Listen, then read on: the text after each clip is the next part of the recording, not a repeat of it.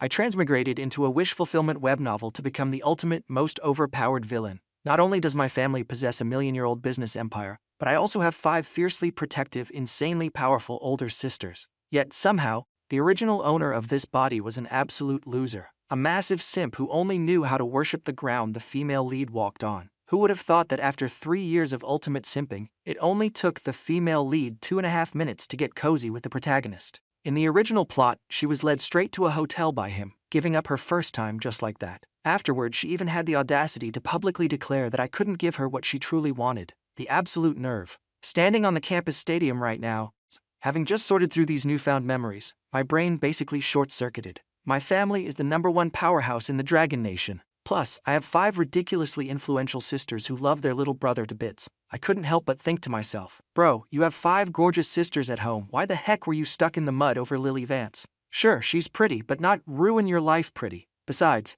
I know for a fact that in the original story, not only were the 5 sisters great to the original owner, but there was also a villainess, Scarlet Sterling, who was secretly head over heels in love with him. After accepting the reality of my transmigration, I couldn't help but laugh out loud. In my past life, I was a corporate wage slave. It took me half my life just to afford a car, a house, and a girlfriend, and just because I was distracted by a work call, I got yeeted into the afterlife by a concrete mixer, sending my soul straight here. I quickly mapped out my future master plan. Stay far, far away from the brain-dead female lead and the Gary Stu protagonist, quietly build my wealth, and enjoy life to the fullest with the villainous Scarlet. From a bottom-tier societal worker, I had suddenly spawned right at the finish line in Rome. But first things first, I had to deal with the Lily Vance problem. Getting my bearings, I stood on the very stage the original owner had set up to confess his love to Lily. Right on cue, Lily bluntly rejected me, just as she always did.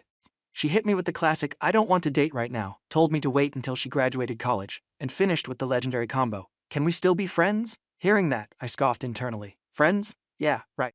A green tea pick-me girl who showed her true colors after knowing the protagonist for less than half a month. So I nodded and said, "Sure thing, Lily." She froze, clearly not expecting me to agree so easily. She almost jumped for joy, thinking she was finally free from my annoying confessions, but could still keep milking me for all my worth. But my next sentence made her completely freeze. But let's skip the friends part. Let's just be real and delete each other's contacts. The smile on Lily's face shattered. She never actually intended to cut ties with me. Deleting me from her contacts left her utterly speechless. Logically, she should have been thrilled. But no, she still expected me to pay her tuition and living expenses for her entire 4 years of college. She thought this was just another routine rejection. Little did she know her premium, long-term meal ticket was sprouting legs and running away. She panicked and blurted out, "No, that's not what I meant. We can still totally be friends." I gave her a cold, mocking smile, taking in her flustered state. "You might want that, but I don't. In the adult world, the absence of a clear yes is a hard no. Let's just leave it at this. From now on, we go our separate ways and mind our own business."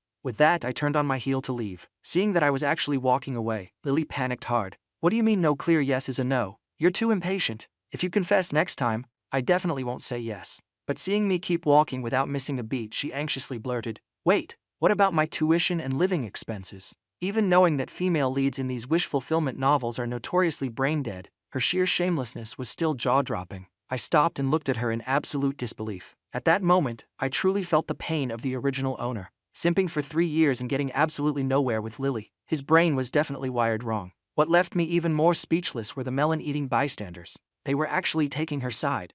Some of them even muttered that even if we weren't friends, I should still pay her bills because we've known each other for 3 years and I shouldn't be so heartless. Hearing this absolute nonsense, my blood pressure spiked. Suddenly, Lily's best friend, Vanessa, stepped up.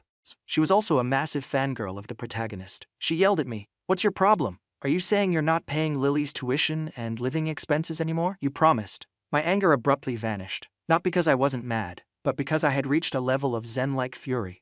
I knew arguing with these NPCs was a waste of breath. I replied coldly, "She and I are strangers now. Why the hell should I pay for her? Is it my legal obligation? If you guys care so much, why don't you pay for her? There are so many of you here. Everyone chipping in a few bucks should be enough, right? Don't tell me you guys don't even have a few spare dollars?" Vanessa panicked. "You were the one who promised. How can you go back on your word?" "I don't care, you owe Lily. You have to pay today. If you don't want to pay, you still have to pay." I clenched my fists, letting out a freezing scoff. "All right then, let me ask Lily a quick question. Over the past 3 years, how many gifts have I given you? Just the designer bags alone are worth hundreds of thousands, not to mention the jewelry and cold hard cash. I didn't want to make a fuss, but can we look at it this way? I gave you those things to court you. Since you're rejecting me, hand them all back. They don't belong to you anymore. The moment those words dropped, Lily's face drained of color. She never expected me to play this card. The crowd was equally stunned. They couldn't believe I had dropped hundreds of thousands on designer bags alone for her. To ordinary college students, that was a staggering, astronomical figure. What shocked them even more was that Lily had accepted such insane gifts and still hadn't agreed to date me. The crowd that was defending her a second ago went dead silent. Lily stammered, claiming she had sold all the gifts to pay off her family's debts. But Vanessa couldn't hold back and shrieked, "What do you mean? You gave away those gifts and now you want them back? Didn't you beg Lily to take them? Besides, what do you mean return them if she doesn't agree? Are you saying taking a gift means she has to accept your courtship? That's ridiculous. Even if you gave her millions, our Lily would take it all and still reject you. What are you going to do about it?" Without a single second of hesitation, I raised my hand and slapped Vanessa right across the face. Smack! The noisy crowd instantly fell into a pin-drop silence. Lily jumped back in shock, unable to believe I actually got physical. Vanessa, tearing up from the sting, screamed furiously, "Tristan Locke, I am not done with you. You just wait." I looked at Vanessa and sneered, "Make me regret it." "Vanessa, have you forgotten who I am? My dad is a major shareholder of this university. He donates a fortune here every year. Even the principal has to treat me with respect. I'd love to see how you make me regret it." Those words hit Vanessa and Lily like a freight train. Vanessa was struck dumb, her aggressive aura instantly deflating. She was starting to realize that picking a fight with me was a terrible idea. I continued my icy monologue. "Vanessa, your family runs a breakfast shop, right? Starting tomorrow, I'll have people stand right outside your door. For every customer that walks up, I'll pay them double to go buy their breakfast from the shop next door. Let's see how long your little family business survives with zero income." The crowd gasped. The sheer flex of wealth was terrifyingly awesome. Some people were already doing the math, thinking about walking a few extra steps to Vanessa's shop just to get paid to eat breakfast elsewhere. Free food and cash? Sign me up. Vanessa's face went through 50 shades of pale. She hadn't realized the situation was this critical. If I actually did that, her family's shop wouldn't last a month. Realizing this, pure panic set in. Her anger over the slap vanished into thin air. She begged hastily, "Okay, I was wrong. Please don't do that. I'll do whatever you want. Just don't touch my parents' breakfast shop. I'll even kneel and beg you." At the end of the day, Vanessa was just an ordinary NPC who was used to bullying the old me. She had completely forgotten my status as a mega-rich heir.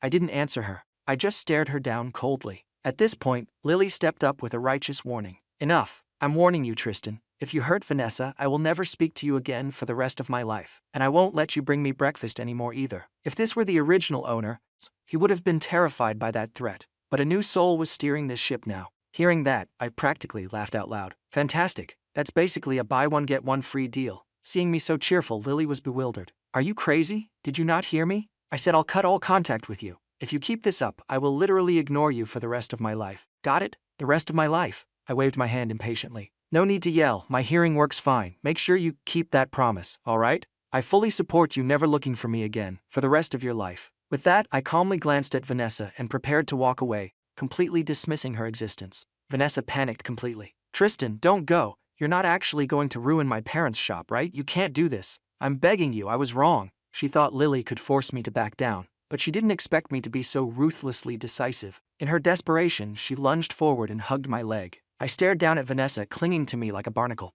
"Get your filthy hands off me." Vanessa stubbornly refused. "No, I won't let go unless you promise not to touch my shop." Right on cue, the novel's protagonist Damien Stone parted the crowd and made his grand entrance. Seeing him, Lily and Vanessa's eyes lit up like Christmas trees. Vanessa immediately let go of my leg and ran over to Damien. Damien offered Vanessa a confident main character smile. "Don't be afraid. Let him throw his tantrum. I'll handle this matter to the very end." Just one simple sentence, and Vanessa felt like she had found her savior.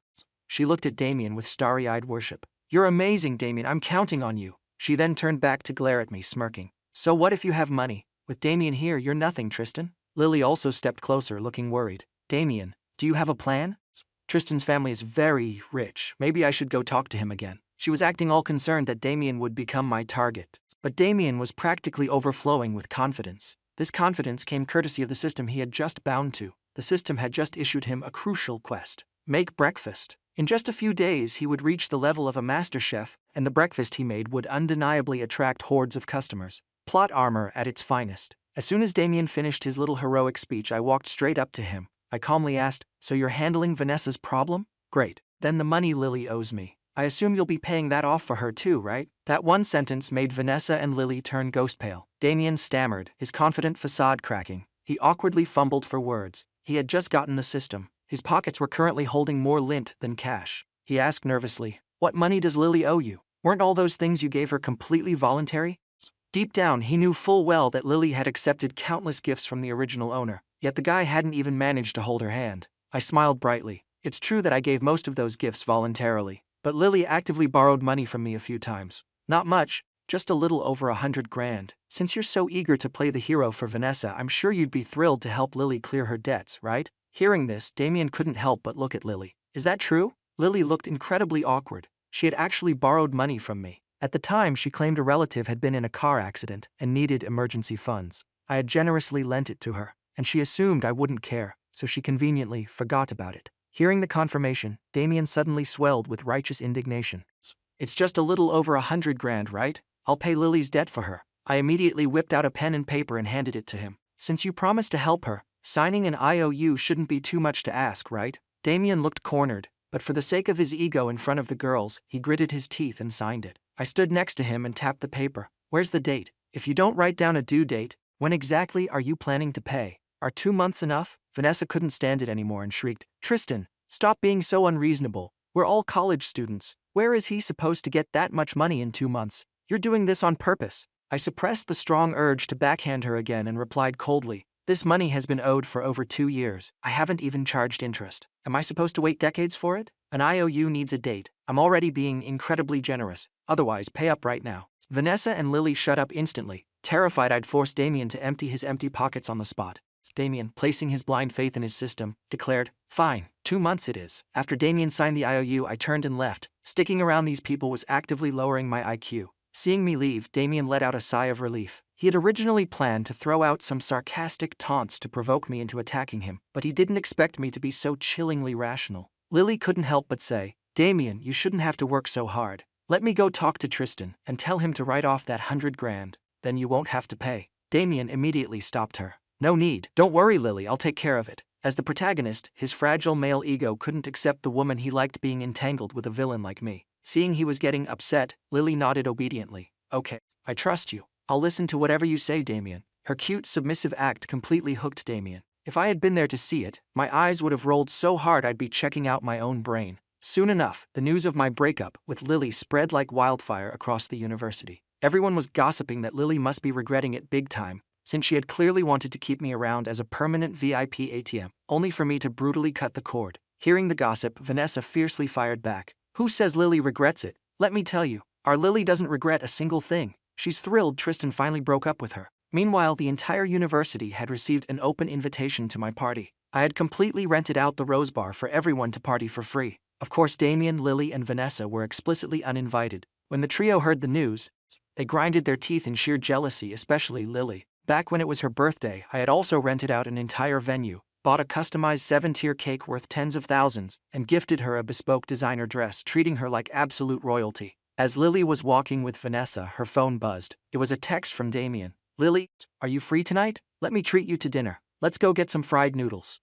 Vanessa, reading over her shoulder, squealed. Oh my gosh, Lily, you're so lucky. Damien is taking you out for fried noodles. What are you hesitating for? You'd be an absolute fool not to go. Lily reluctantly agreed, but deep down her heart was wavering, especially when Vanessa insisted on tagging along as a third wheel, making her incredibly annoyed. Vanessa claimed she wanted to ask Damien about her family's breakfast shop situation, but since Lily liked Damien, she didn't exactly want to hand-deliver herself a green hat, get cheated on. Perhaps influenced by my recent actions, Lily was starting to find Vanessa seriously grating. She thought to herself, why are you even coming? Aren't you supposed to be my best friend? Are you trying to be a giant light bulb? But for the sake of friendship, and since she and Damien weren't officially a couple yet, Lily swallowed her annoyance and kept quiet. Meanwhile, at the Rose Bar, I was chilling quietly in the VIP center booth, watching everyone go wild. Throwing this party was just me wanting to experience the simple joys of being obscenely wealthy. On the flip side, at a dingy street stall, the blazing heat from the cooking fire was making Lily miserable. The plate of fried noodles in front of her was steaming hot, but in this sweltering summer weather, she had zero appetite. Her hair was sticking to her sweaty forehead. Damien, trying to be attentive, placed a few extra pieces of meat into her bowl and asked gently, is it good? The fried noodles here are top tier. In the past, Lily would have definitely flashed a brilliant smile and said, it's delicious. You have the best taste, Damien. But right now, she just felt like an absolute idiot. Sitting next to a roaring gas stove eating hot noodles in the middle of a heat wave? What kind of twisted romance was this? It didn't help that Vanessa was practically inhaling her food, constantly praising Damien for picking such a great spot. Lily just wanted to roll her eyes into another dimension. As for me, after getting a taste of the Rose Bar atmosphere, I left early. I hopped into my Rolls-Royce Cullinan and headed straight to Heaven on Earth, the most expensive and luxurious restaurant in the heart of the city's commercial district. Average price, per head, tens of thousands. As my Cullinan glided past, pedestrians couldn't help but stop and stare in awe. Sitting at the dingy street stall, Lily instantly recognized the Rolls-Royce she used to ride in all the time.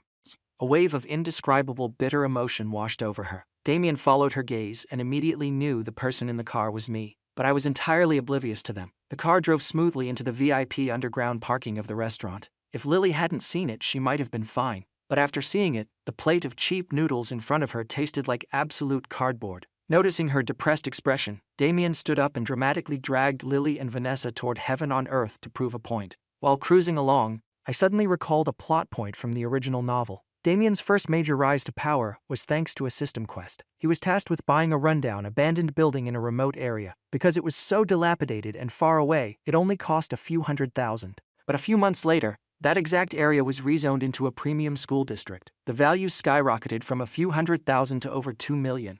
Damien sold it and instantly made his first massive fortune. But now that I knew the script, there was no way I was letting that happen. I was going to buy that rundown building before he even got the chance. And not just that building, I was going to buy up all the surrounding properties that were up for sale. If we're going to play this game, I'm playing for keeps. I'm going to blockade every single path the protagonist has. Just picturing Damien clutching his measly few $100,000, running to complete his system quest, only to find he couldn't afford a single brick. Pure comedy gold. However, that wasn't an immediate priority. Getting a second chance at life with this dream-tier background meant I had to enjoy it first. Eating's expensive food wasn't enough.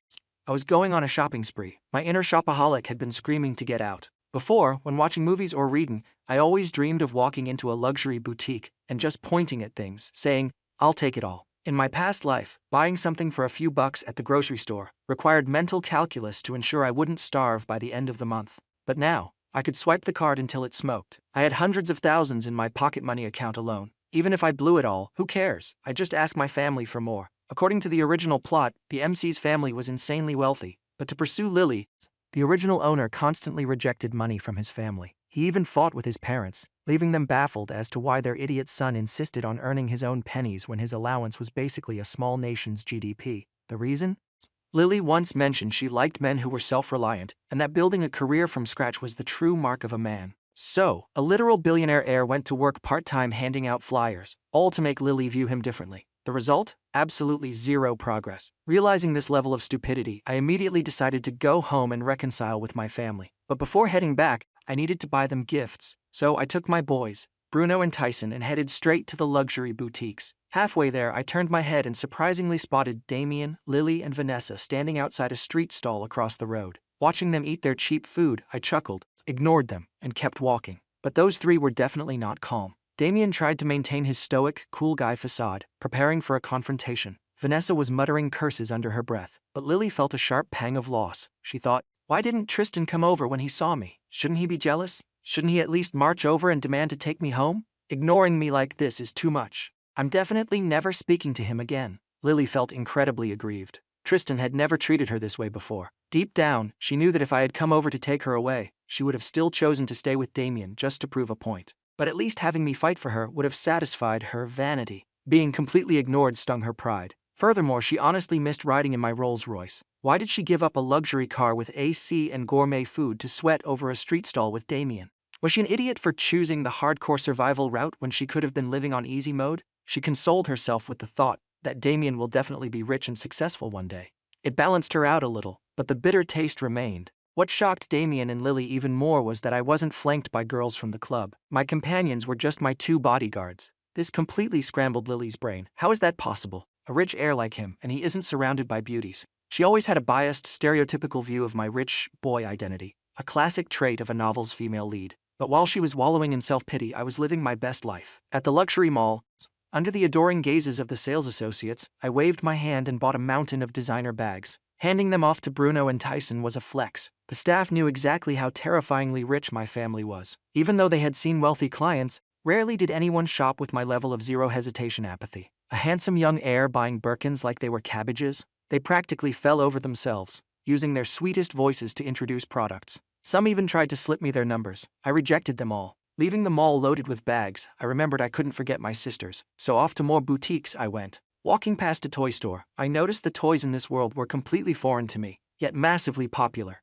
It sparked an idea. Franchises like Transformers or Ultraman would make an absolute killing here. Many legendary movies and shows from my original world didn't seem to exist here either. Realizing this, I saw infinite potential for making money. Suddenly I felt the urge to build an empire. Meanwhile, Lily, Damien and Vanessa had subconsciously followed me. Vanessa kept her bitter expression, still hung up on me threatening her breakfast shop but kept telling herself Damien would fix it. She continued to bootlick Damien. Damien, upholding his protagonist aura, smiled confidently. If this were the original Lily, she would have felt proud of Damien. But right now, Vanessa's constant brown-nosing just annoyed her. She wanted to scream, "You're doing too much, Vanessa." But to save face, Lily just sighed internally, wondering, what is Tristan buying all that stuff for? Right then, Vanessa seemed to read her mind. "Lily, did you see that? Tristan's clearly panicking." Lily was taken aback. "What do you mean?" Even Damien looked curious. Vanessa analyzed confidently. "Think about it, dummy. We saw him buying gifts last night, right? He's buying all those designer bags and bracelets. He's obviously buying apology gifts for you.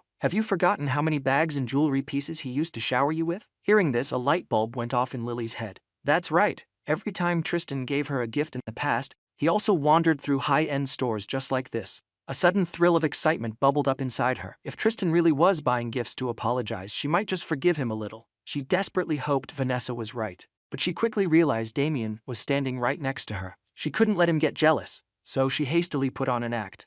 Even if he wants to apologize with gifts, I won't accept them. He went too far with my best friend and made Damien owe him money. I will absolutely not forgive him. She tilted her chin up arrogantly. Vanessa was thrilled. She raised her drink. "Haha, that's my bestie. Cheers." Damien felt a rush of immense satisfaction. As long as the woman beside him was obedient and loyal, his ego was stroked. At the same time, he silently vowed, "Tristan Locke, what you did to me today I will repay tenfold." Damien had fully marked me as his nemesis. He firmly believed I couldn't actually let Lily go. To better protect Lily, Damien resolved to work harder. For the next few days he would go to Vanessa's breakfast shop to learn the ropes and complete his first system quest. He knew this was step one to his empire. With a system, failing was impossible. A cheat code user losing? Nonsense. Damien was overflowing with confidence. Back to me. After shopping till I dropped Bruno, Tyson, and I hopped into the Rolls-Royce and headed home. This scene was witnessed by the trio. Vanessa scoffed disdainfully. Lily, however, was dumbfounded. Tristan bought all that stuff, but didn't even look at me once. He just left? Why isn't it playing out like Vanessa said?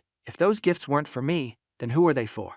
Does Tristan like someone else? Did he move on that fast? Lily felt a sudden surge of jealousy and anger, thinking I was being totally unreasonable. Yet, ironically, she added a few points to Damien in her mind. Compared to Damien's loyalty, Tristan was a jerk. Damien was just glad I hadn't come over to cause trouble. It gave him time to gather strength. He knew he just needed a little time to flip the board. Vanessa, predictably, stopped mentioning that the gifts were for Lily. My mood, however, was fantastic. I bought gifts for my 5 sisters and didn't forget my parents. In this run, I decided to fully reconcile with my family. I wasn't going to be a stubborn idiot like the original owner. Honestly, having a shortcut and choosing to walk through thorns is peak stupidity. The original owner was born into wealth but was brainwashed by Lily's self-made man rhetoric. I had suffered enough as a wage slave in my past life. If someone told me I had a billionaire dad, mansions, sports cars, and an empire ready for me, I'd cry tears of joy. I still couldn't fathom why the original owner was so hung up on Lily. The city is full of beautiful women, and with the Locke family's power, couldn't he have his pick of anyone? Walking into the Locke family mansion, I was struck speechless by the sheer opulence. Before I could even say a word, an elegant woman with her hair in a bun rushed out. "My baby Tristan is home. Come here, Mom will peel an apple for you." This was the original owner's mother, Margaret Locke. Despite being nearly 50, she was impeccably maintained and exuded aristocratic grace. I calmly asked, "Mom, where's Dad?" "Your father is in his study," Margaret replied. I headed straight for Theodore Locke's study. Pushing the door open, he looked exactly as described in the book. Slightly graying hair, sharply dressed, reading a newspaper. I spoke casually. "Dad, I need some pocket money." Theodore froze, lowering his newspaper to stare at me in shock. "Son, didn't you say you didn't want our money? Are you in trouble? Wait, is this money for that Lily Vance girl?" Theodore harbored absolutely zero affection for Lily. I immediately denied it. "No, I'm done pursuing Lily Vance." Theodore was stunned. Margaret, who had just walked in holding an apple, dropped it in pure shock. She rushed forward. "Tristan, are you telling the truth?" I nodded calmly. "Yes, Mom, 100% truth. After securing the bag from my parents, I headed out. I knew exactly what was coming next. Damien was heading to Vanessa's shop to complete his quest and make his first pot of gold. Obviously, I wasn't going to let him succeed. I dispatched Bruno and Tyson to handle it. Right now, the most important woman to me was Scarlett Sterling. The next mornings, Scarlett heard the news that I had broken up with Lily. She lay slumped on her desk, resting her face on her arms, idly spinning a pen. She thought, what is Tristan thinking? Did he really give up on Lily? Does that mean I have a chance? I'm so jealous of Lily, having a great guy like Tristan simping for her for 3 years. In the classroom, Lily sat in a daze. Vanessa consoled her. Lily, don't overthink it. Damien is 100 times better than Tristan. You have his attention, which is all that matters. Tristan isn't pestering you anymore. You should be celebrating. These words helped Lily balance her ego. She thought, that's right. Damien is going to be incredibly successful. But just then the classroom erupted in whispers as I walked in, carrying a piping hot breakfast. Whoa, young Master Locke brought breakfast for Lily again. What's going on? Didn't they say he cut ties with her yesterday? Haha, I knew it. He's simped for her for 3 years, he can't just let go that easily. In the corner, Scarlett saw this and her eyes dimmed with disappointment. She sighed internally. He's still as whipped as ever. She buried her head lower, only her bright eyes peeking out at me. Why isn't a handsome guy like him mine? So annoying, she gritted her teeth. Lily, seeing the scene, couldn't help but smile smugly. Perfect, Tristan hasn't given up on me. She almost stood up to take the breakfast from me, but rethinking it, she restrained herself, sitting up perfectly straight, eagerly waiting for me to bring it over. She decided not to be cold this time. She would give me a sweet smile to say thank you. Vanessa looked amused, while the rest of the class watched silently, waiting for the drama. As I walked past Lily, her lips parted slightly, the thank you right on the tip of her tongue. But I didn't stop. I walked right past her. The entire class froze. They watched as I walked straight to the back row, right up to Scarlett. Under her utterly shocked gaze, I held out the food. Scarlett, I bought you breakfast. Eat it while it's hot. Scarlett's heart hammered in her chest. She stared blankly, unable to believe this was real. The crowd around us bugged their eyes out, utterly shocked by the plot twist. As for Lily, her brain basically imploded. Her shock vastly outweighed Scarlett's. Tristan is giving breakfast to another woman? A wave of intense grievance hit her. That breakfast was supposed to be hers. Her mind flashed back to the countless times I had brought her breakfast, something she had always taken for granted, and eventually found annoying. My constant presence used to irritate her, but now that I stopped, she couldn't stand it. You said you'd love me forever, and now you abandon me. How can you be so cruel? Lily felt increasingly wronged, tears welling up in her eyes as she watched me stand in front of Scarlett. Her Delulu brain automatically painted us as a sickeningly sweet couple. Unable to take it, she almost leaped out of her seat to confront us. Meanwhile, Scarlett's face was as red as a ripe tomato. Her big eyes stared in awe at the man she had secretly loved for 3 years. She still couldn't believe this sweet breakfast was actually for her. Tristan, is this really for me?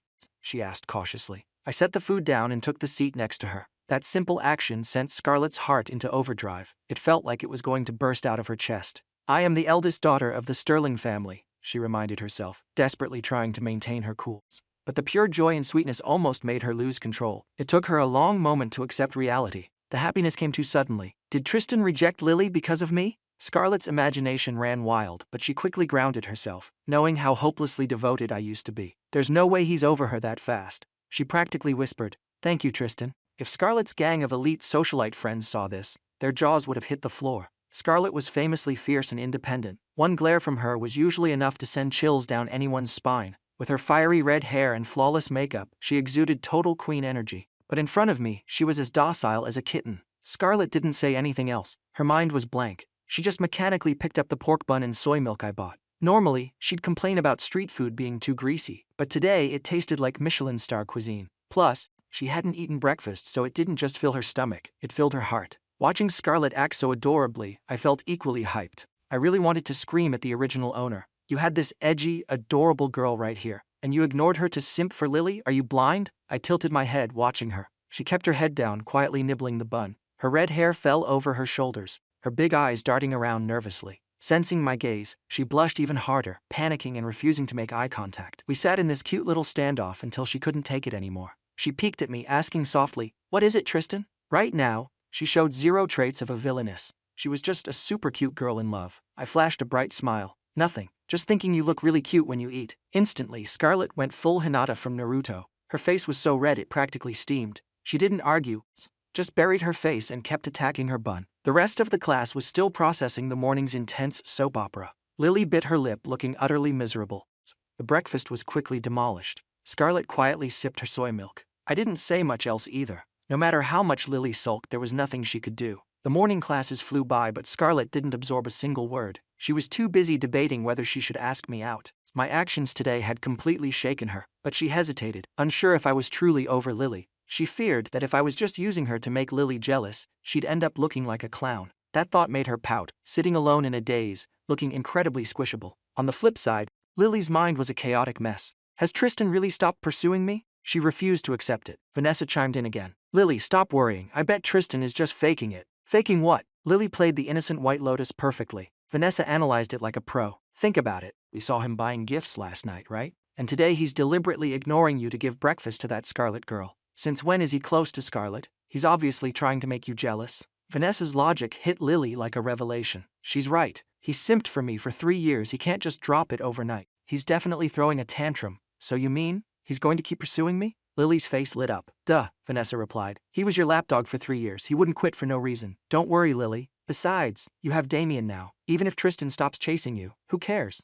Lily's smile faltered slightly. Damien. She pondered for a second and decided Damien was still the better bet. She kept daydreaming, but couldn't resist looking back at me. Seeing me chatting and laughing with Scarlett made her blood boil. Jerk! Trying to make me jealous by flirting with another girl. She felt wronged all over again. I sat next to Scarlett, smiling. Scarlett, are you free tonight?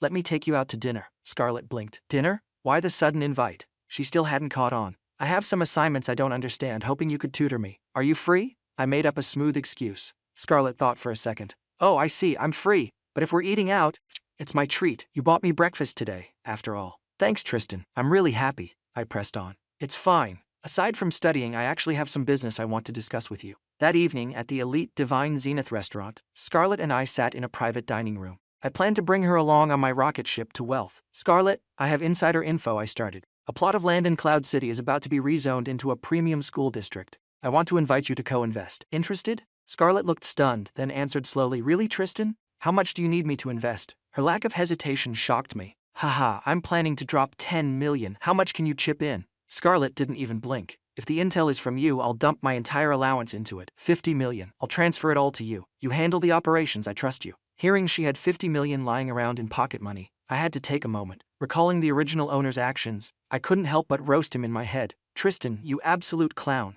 You had this flawless queen ready to back you up, and you ignored her for Lily?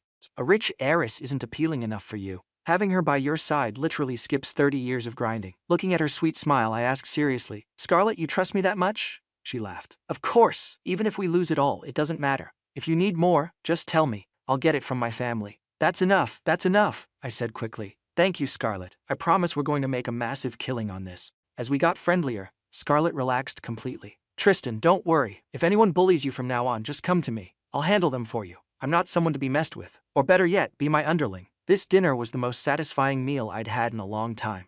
After leaving the hotel, we headed our separate ways. Back home, just as I was about to chill, I got a friend request notification. It was from Lily Vance. I smirked. All right, let's accept it and see what the female lead is plotting. The moment I accepted, her first message popped up. Tristan, what exactly is your relationship with Scarlett? I replied with one word. Friends. Then I tossed my phone aside and went to sleep. On the other end, Lily was losing her mind. Friends? What kind of friends go out to eat at the Divine Zenith? Are you that close? Tristan, answer me. Where are you? She spammed me. Seeing I wasn't replying, she threw her phone in a rage and went to bed. The next morning, I checked my phone. 26 unread messages. I rolled my eyes. Is she psycho? I ignored them all, opened my chat with Scarlett and sent a good morning. Scarlett replied instantly. Good morning, Tristan. P. At the same time, Lily woke up, grabbed her phone, and saw no reply from me. She started thinking she had been too cold to me in the past. After some intense mental gymnastics, she went to the supermarket and bought a pair of black fishnet stockings. She muttered to herself, Tristan Locke, I refuse to believe you won't be tempted. Meanwhile, at Vanessa's breakfast shop, Vanessa flashed a sweet smile, introducing Damien to her family. Mom, Dad, this is Damien, my schoolmate. He's here to help out. Her parents looked bewildered. Help? Help with what? Vanessa stated seriously. With the business, obviously. Damien put on his most righteous face. Uncle, Auntie, I'm very passionate about making breakfast. You just need to teach me, and I guarantee I can help make the most delicious breakfast items. Before the parents could respond, Vanessa's busy brother, Victor, laughed mockingly. Hey buddy, are you serious? Making breakfast might seem simple, but it takes skill. Have you ever studied cooking? No, Damien replied. I haven't even cooked rice before. Victor kept working, tossing over his shoulder. Then absolutely not. Even though our shop is in a bit of a slump, we don't need your help. Vanessa, take your friend and go hang out. Mom, Dad, and I are busy. Damien didn't get mad at Victor's dismissal. He kept his faint smile, the classic, slightly crooked smirk of an arrogant protagonist. Vanessa, unhappy with her brother's tone, yelled, "Victor, what are you saying? Damien is super talented." She then whined to her parents, "Mom, Dad, just teach him. We really need his help right now." Her dad looked confused. "Why do we need his help? The shop isn't facing any major crisis." "What are you talking about?" Her mom was getting impatient. "All right, Vanessa, here's $100. Go take your friend shopping. We're slammed." Vanessa didn't know how to explain. How was she supposed to say, "Hey parents, I caused a massive disaster by pissing off a crazy rich heir who is now paying people double to buy from our competitors, deliberately trying to bankrupt us." She was so stressed she couldn't form a sentence. Her family, blissfully ignorant, kept working. Just then, a customer walked up. "Boss, 2 meat buns, 2 plain buns, and a soy milk." "Coming right up." "That's $5, her dad replied happily. But a voice suddenly echoed from the side. "Hey buddy, I'll give you $10 if you go buy that from the shop next door." The customer froze, instantly on guard. "Why?" The guy answered bluntly. "I've got a beef with this shop. As long as they don't make a dime, I don't care how much money I burn." The whole Vanessa family froze. The customer, feeling like he just won a mini lottery, carefully took the $10 and walked next door. And it wasn't just him. Several other customers arrived and got paid to leave, beaming with joy. One curious customer asked, "Hey man, is this a daily thing?" The guy nodded, grinning widely. "You bet. Rest assured, as long as you don't buy from this shop, you can come to me for cash every day. The amount varies, but I've got plenty of cash to burn." Vanessa's family was paralyzed. They blinked as over a dozen customers turned on their heels, clutching free cash, and walked away. Victor ground his teeth. What kind of scumbag came up with this dirty trick? Is it the bun shop next door? Or the noodle joint across the street? This is way out of line, her dad sneered. Let's see how long they can keep handing out free money. It's basically throwing cash into the street. Are they brain damaged? But Vanessa was currently terrified. She stammered, "Dad, it's not the other shops. It's a rich heir named Tristan Locke. He's insanely wealthy. Burning money like this for a few months or even years means nothing to him." Victor was stunned. "What?" her dad demanded. "Why is this rich heir targeting us?" "Vanessa, what exactly is going on? Explain yourself." Interrogated by her furious father, Vanessa was too scared to speak. Her mom urged anxiously, "Spit it out! What happened?" Victor joined in. "Who did you piss off? Tell us." As Vanessa floundered, Damien, the protagonist, calmly stepped forward, flashing his signature smile. "Uncle, auntie, let me explain. It's really not a big deal." Before he could finish, Victor snapped, "Shut your mouth. Who are you to butt into our family business?" Vanessa, fiercely protective of Damien, shot back, "Victor, watch your mouth. Damien is my friend. If you insult him again, I'm cutting you off." Damien then summarized the event, conveniently leaving out the parts about Lily taking gifts and borrowing money. He twisted it to sound like Vanessa bravely stood up for a friend and accidentally offended an arrogant rich kid. Her family looked sick. Her dad sighed heavily. "Vanessa, if you have nothing better to do, why cause trouble?" Her mom added, "Why provoke someone like that? We're not some powerful family." Victor asked, "So, what do we do now?" Damien opened his mouth to speak, but a cold voice interrupted. "Damien, are you absolutely sure you're telling the truth?" Her dad interrupted the conversation, his face etched with misery as he sighed, internally cursing his troublemaker daughter. What female lead fantasy is she living in? How can a normal girl fight a mega-rich heir? If they knew that I actually did nothing wrong and Vanessa was entirely to blame, they'd probably want to beat her to a pulp. These past few days, Vanessa's mom had been so stressed she almost fainted. The impact on their family was catastrophic. Normal people simply can't survive this level of financial warfare. At the university, the breakfast shop incident became legendary gossip. "Did you hear? Tristan Locke is destroying Vanessa's breakfast shop. It even made the local news. I went there 2 days ago and made $60 just for existing. Why didn't you tell me? I want free money too." More and more people lined up, all opting to take the cash and skip Vanessa's shop. Her parents watched in agony as crowds took my money and bought breakfast from their competitors. The biggest insult was when people came by, not to buy food, but to say, "Hey, your shop is awesome. Thanks to you guys, I made a few $100. Her dad resorted to begging, "Please sir, buy a breakfast to help me out. We haven't had a customer in days. I can't take this anymore. We'll go bankrupt at this rate." Vanessa looked like a nervous wreck, too scared to speak for days, terrified her parents would actually hit her. Damien's confidence morphed into anxiety. He thought this was his golden ticket to rise up, but I completely derailed it with a single brutal financial move. He hadn't figured out a counter-strategy yet, but he quickly calmed down, thinking he just needed someone famous to endorse his food. Damien was overly confident in his cooking skills. However, since he was still a nobody without connections, he thought of asking Lily for help. Surely her beauty would draw a crowd. He excitedly texted her, "Lily, are you free? Can you do me a favor?" In class, Lily was a bit confused but listened to the context. She understood the situation and felt I was being too cruel to her best friend. Plus, seeing me get close to Scarlett a few days ago already had her irritated. She decided to intervene. Damien thought to himself, Tristan, I refuse to believe you don't care about Lily anymore. Suddenly his phone buzzed. Lily's reply, no problem, leave it to me. I'll handle it. Damien was thrilled, until his brain processed the word handle. Wait, is she going to talk to Tristan? No, absolutely not. He frantically spammed her with messages to stop her, but Lily ignored them. After class, she changed into a JK uniform skirt and the black fishnet stockings she bought, strutting across campus. She was an absolute head-turner, leaving the fanboys drooling. Wow, she's gorgeous. That's the campus belle, Lily Vance. Tristan gave up on her. His loss. Hearing the praise, Lily felt smug.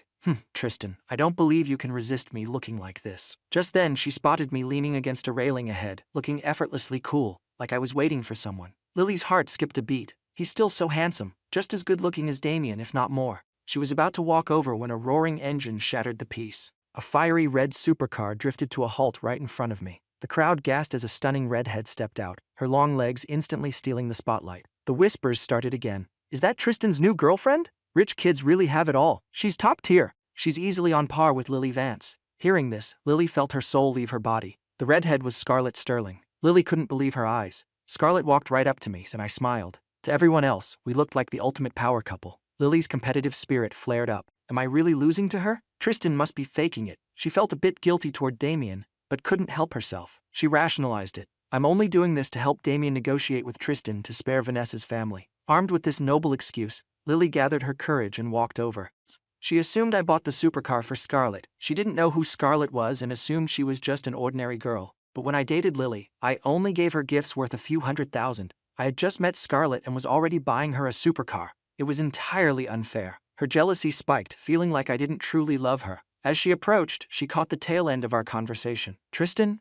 I transferred the money. Looking forward to the good news, Scarlett said. If you need more, just say the word. No problem, Scarlett, I replied smoothly. Stick with me and I'll make you filthy rich. Scarlett smirked playfully. Hey, you're my underling. Call me boss, I chuckled. Yes, boss Scarlett. At that moment, I noticed Lily standing behind Scarlett, looking like a picturesque scene. I had to admit, Lily was top tier. Black fishnets, long legs, a pure face combined with a short JK skirt. She was a lethal combination of innocent and seductive. Her pitiful expression was enough to drive most men crazy. But I felt absolutely nothing. Because Scarlett, standing right in front of me, wasn't losing to her by a single point. Noticing my gaze, Scarlett turned around. The two women locked eyes. Lily flinched slightly, but stood her ground. Tristan, I need to talk to you. Can we step aside? She didn't understand our talk about money and didn't realize Scarlett was a wealthy heiress. She just wanted to fix Damien's problem. I replied coldly. Whatever you have to say it here. Lily hesitated, glancing at Scarlett. Scarlett glared back coldly. This girl is giving me hostile vibes. She definitely likes Tristan.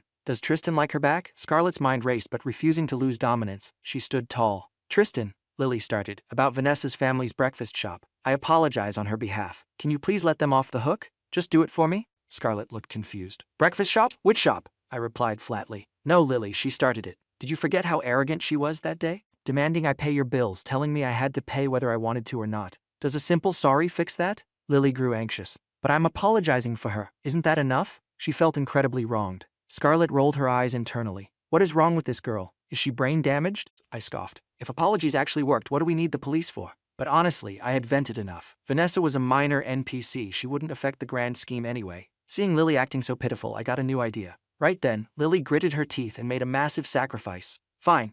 Tristan, I agree to date you. Is that enough? She spoke loudly. The crowd heard her and gasped in collective shock. The gossips went wild. But I just smiled and calmly replied, no, why would I want to date you? I'm not interested. Go find someone else. The crowd was floored. Lily couldn't believe her own ears. When she finally processed it, she stared in horror. Tristan, you're rejecting me. I stayed completely composed. Just because you agree to date me means I have to accept? What kind of logic is that? If you don't have anything actually important to say, stop bothering me. I'm busy talking to Scarlett. Lily stood frozen, utterly traumatized. She genuinely thought she was the only one in my heart, only to be brutally shot down. Tears welled up in her eyes. You liked me. I just said yes. How can you reject me? Before she could finish, Scarlett couldn't take the cringe anymore. She cut in coldly. Hey, Tristan told you not to bother us. Are you deaf? If you won't leave on your own, I don't mind helping you. Scarlett's ice-cold tone was a stark contrast to her obedient attitude with me. Lily looked at me helplessly, like a trapped animal. Tristan, she's threatening me. Say something. I looked at her blankly. Why are you still standing here?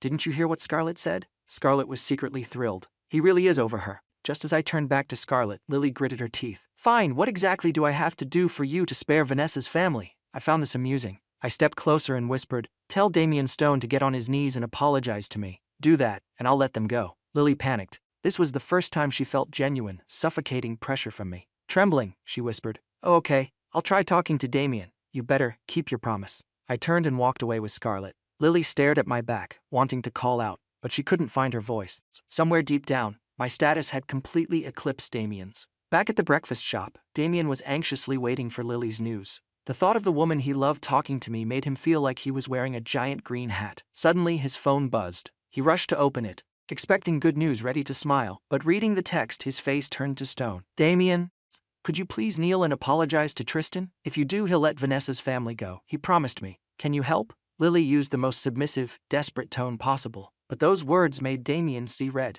If Lily wasn't the one texting, he would have punched someone. "Make me, Damien Stone. Kneel. You have a death wish." Damien was furious, but as the righteous protagonist, blessed with a harem and endless plot armor, he couldn't blame Lily. He directed all his absolute hatred toward me. "That bastard Tristan, making my sweet Lily suffer like this. This isn't over. I'll get revenge for you, Lily." Damien gritted his teeth, hating that he was still weak. If he just had a little more time, I'd be nothing to him. He calmed himself and replied, "Lily, don't worry, I'll handle it. Kneeling to Tristan isn't my style. I have another way to help Vanessa's family. You just rest." That text snapped Lily back to reality. She had already left the campus gates and was hiding in a corner reading his message. She suddenly jolted. "What am I doing? Why did I even think about making Damien kneel to Tristan? Could it be he's really not as good as Tristan?" She opened my contact and sent a text. "Tristan, I'm asking one last time. Are you going to let Vanessa's family go or not? If you keep this up, Damien won't let you off." Reading that, I actually laughed out loud. Is she delusional? How is Damien supposed to rise up now? I decided to tell Scarlett about the breakfast shop drama. Scarlett laughed. "Tristan, this is hilarious. Why didn't you invite me to watch?" She blushed slightly, looking at me. "Tristan, do you really not have any feelings left for Lily?" I looked at her affectionately. "Not a single drop. A woman like that isn't worth a second of my time." Scarlett beamed. "Exactly. She doesn't deserve everything you did for her." I texted Lily back. "Sure thing, I'll be waiting for him." That text made Lily furious. She turned off her phone, grinding her teeth. "Just wait until Damien shines. Let's see how arrogant you are then." Before Lily came to find me, Scarlett had confirmed the 50 million was transferred. I was ecstatic. I decided to buy up real estate in Cloud City. Originally, I just wanted to buy the cheap stuff, but with 60 million total, I could do way more. Scarlett didn't even care if she lost it all, which made me appreciate her even more. Compared to Damien, who had a system, but was still struggling and stressing over pennies, I was playing on God mode. Lily, out of options, decided to help Damien herself. She went to Vanessa's shop to taste Damien's cooking. She forced a smile. "Wow, Damien, your food is amazing." Damien was hyped. "Lily, it's all up to you now. If you help promote it, we'll definitely overcome this." She nodded, confident her beauty would draw a massive crowd. But days passed and only a handful of customers showed up. Lily, Damien, and Vanessa's family were completely dumbfounded. Why? Because right next to my free money booth I had put up a new sign. "Lottery. Win 20x, 50x, or 100x the cash reward." Damien was paralyzed. Victor's jaw hit the floor. "100 times? I want to draw a ticket too." Vanessa's family was in despair. It was utterly ridiculous. 100 times meant someone could walk away with over $1,000. I was burning tens of thousands a day. They gave up. Vanessa's parents decided to move the shop elsewhere. They couldn't fight me. Vanessa had no choice but to bow her head and apologize. Her parents realized the terrifying reality of fighting a true billionaire heir, who casually drops tens of thousands a day just to bankrupt a tiny breakfast stall. It was absurd, but my actions left the family in absolute, terror-filled despair. As for Damien, being the protagonist, a few setbacks didn't ruin him. At least he completed the cooking quest and leveled up his skills. Right now, he just wanted to level up fast to crush me. "Tristan Locke, you just wait. I won't let this go." Damien sneered. 30 years east of the river, 30 years west. Never bully a poor youth. Right on cue, the system's voice echoed in his head. "Some main quest. Find Crystal Snow and develop an indie game with her. Reward $100,000 and master-level programming skills. Side quest. Pinch Crystal Snow's cheek. Reward, basic computer science knowledge.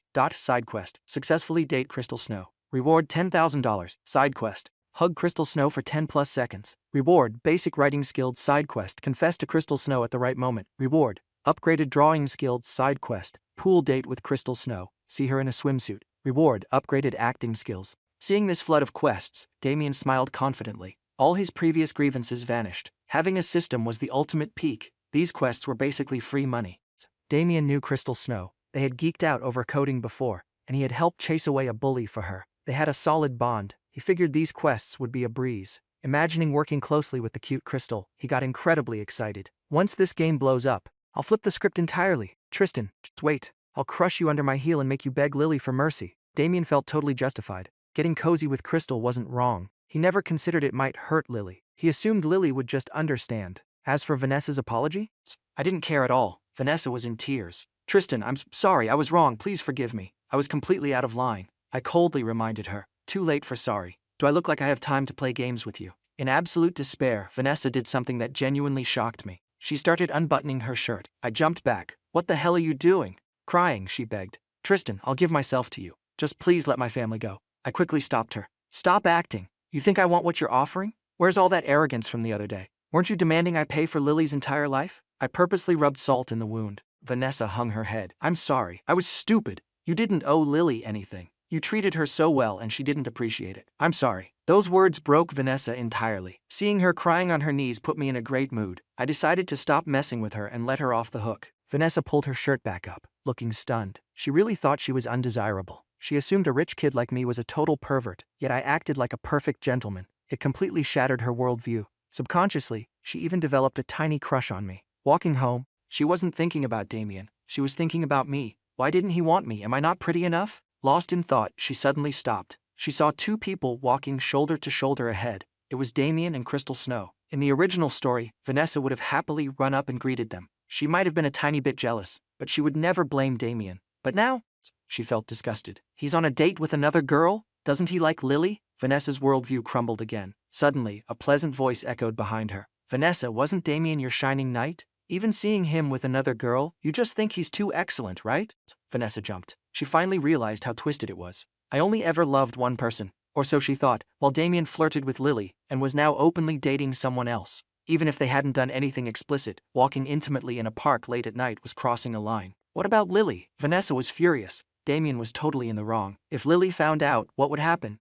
After a moment's hesitation, impulsively she took a picture and sent it to Lily. Lily, look at this. Damien is strolling with another girl. Vanessa knew they basically acted like a couple. Damien always said he loved his sweet Lily. The shock came when Lily replied almost instantly. So what? Damien is so amazing, it's normal for other girls to be around him. It's fine. But that jerk dared to sneak out with someone else. Just wait till I deal with him. Seeing that reply, Vanessa was utterly speechless. Lily, are you not mad? Her mental state collapsed.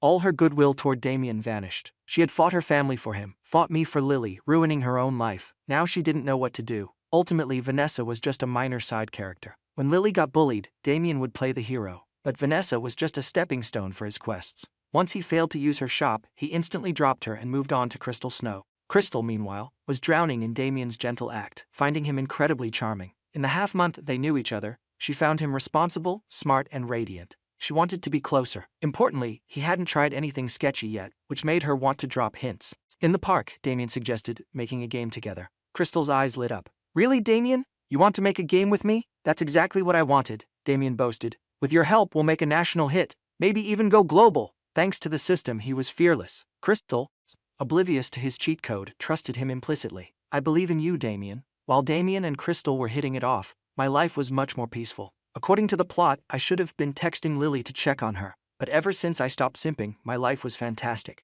I even traveled to Cloud City with Scarlett's 50 million, taking Bruno and Tyson to negotiate real estate. Friends knew I was the lock heir and fast-tracked everything, saving me a ton of hassles. Damien was supposed to buy that rundown building. He should have had the cash from saving Vanessa's shop and borrowing from the girls. But this time, he got nothing from Vanessa, and Lily had asked him for money, which I flatly refused to give her. Damien was broke, plus, he still owed me 100 grand. If he didn't pay up, he couldn't buy the property anyway. He had to pivot to Crystal to get the system rewards, or he wouldn't even be able to pay off his debt. When buying the main building, I conveniently bought all the cheap surrounding houses too. Total cost, over 30 million. Once done, I headed back to the Lock Mansion. Theodore and Margaret were ecstatic when they heard Scarlett invested 50 million in me. That night, Scarlett and I had dinner at the Divine Zenith. I told her all about the real estate sweep. Scarlett listened, mesmerized. Finally, I joked, Sister Scarlett, aren't you afraid I messed up and your money evaporated? I upgraded her status to sister to secure that sweet, villainous protection. Scarlett laughed heartily. No way, you're my underling. What's there to fear? If you lose it all, just tell me. I'll get more. She raised her wine glass, her radiant smile stunning me. I didn't hide my next move. Sister Scarlett, I'm eyeing the Mirage Bar next. I plan to buy it. In the original plot, Damien rented this bar because the owner, Morgana, took a liking to him. Morgana wasn't a main female lead, just another one of Damien's simps. She was an over 30, perpetually single, fierce boss lady who had zero interest in men. But when Damien beat up some thugs harassing her, she fell for him in days. I remembered thinking that plot point was ridiculous. Single for decades, falls in love in 3 days? Talk about a slap in the face to logic. Female leads and side characters were all completely brain dead for the protagonist. But whatever, I just wanted to buy the bar to cut off Damien's easy money route. Scarlett supported me 100%. Go for it, if you run out of cash, I've got you covered. Her generosity genuinely moved me. Sister Scarlett, you are the best. After dinner, I acted the perfect gentleman and took Scarlett home. Meanwhile, Damien was quietly building his empire with Crystal, totally forgetting Lily. Lily, on the other hand, thought it was normal for Damien to have girls around him, but still told herself to work harder to keep him. I honestly admired her ability to get cheated on and stay perfectly serene. What surprised me was that Lily still hadn't woken up from her delusion that she could control me. A few days prior, Lily treated her roommates to a meal but over-ordered, racking up a $700–800 bill. One clueless roommate ordered expensive seafood. Lily was too embarrassed to stop her but panicked when the bill arrived. A roommate suggested, "Lily, just call Tristan. Doesn't he always pay for you?" Lily had a light bulb moment. Sure, things were rocky, but a few $100 wouldn't be a big deal to me. She grew confident, thinking this was the perfect excuse for me to apologize. She texted, "Tristan, I treated my roommates but didn't bring enough money. Can you cover it? It's just a few $100. I was chilling when I saw it. I stared at the screen. You treat your friends and don't have money. And that's my problem. I tossed the phone aside, ignoring her. Lily went from smug to anxious. "Tristan, did you see this?" She sent more, no reply. Her roommates didn't help. She finally called, only to hear, "Sorry, the number you have dialed is busy." Lily was stunned. I blocked her. She had to beg Vanessa for a loan. Vanessa's attitude had changed, but she still lent it. Leaving the restaurant, Lily complained, "Tristan is so petty. Won't even help with a few $100. Vanessa muttered, "You think he actually likes Scarlett now?" Lily noticed Vanessa acting weird but just grumbled and dropped it. Next up, buying the Mirage Bar. Located near the university, it wasn't huge but business was booming. Morgana, the gorgeous owner, drew a crowd. She had some tough guys backing her, so rarely anyone caused trouble. In the original story, some drunk outsiders made a mess. Damien stepped in, punched them out, and Morgana was smitten. But to Damien, she was just another notch on his belt. Fading from the story soon after, Morgana ended up renting the bar to him, letting him make a fortune. I was here to kill that storyline. Without his system's predetermined path, Damien was going to struggle. Walking into the Mirage Bar,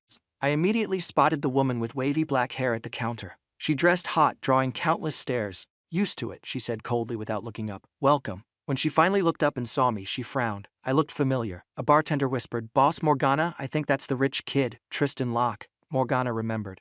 She had heard of me, the stubborn rich kid who simped for a girl for years. Being a self-made woman who worked her way up from waitressing since her teens, she despised spoiled brats who relied on their parents. She assumed I was a playboy treating women like toys. She even felt a bit bad for Lily, assuming I'd just use her and dump her. She figured I had endless women, much like Vanessa used to think. Neither of them realized that in the original novel, Damien was the actual human bulldozer, conquering every girl in sight. That's exactly why I couldn't be bothered with these brain-damaged female leads. I smiled at her. "One cocktail, please," Morgana replied coldly. "Sorry, we're out." "Okay, a cold beer then." Still not looking at me. "Out of that too." I raised an eyebrow. "Then what do you have? Tap water? You want somes?" I was speechless, going to a bar and being offered tap water. "What's your problem?" I asked. "Did I offend you somehow?" Morgana finally looked up, sneering.